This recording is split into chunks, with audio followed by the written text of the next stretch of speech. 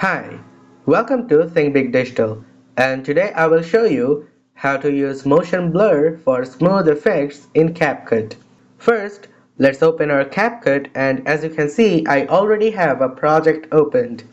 Now to add motion blur, you have to locate it from the bottom menu. First, you have to select your clip and then scroll to locate motion blur.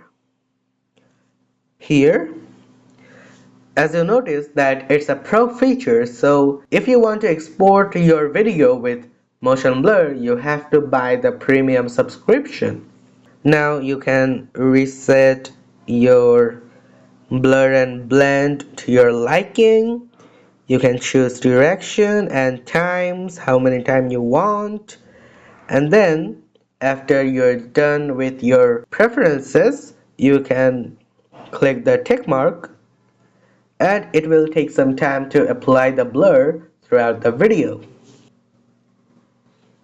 And now after it's done, you can check your video and see that the motion blur is perfectly applied to your clip. If you found this video helpful, please give it a thumbs up. If you have any questions, comment below and we'll be more than happy to answer it for you.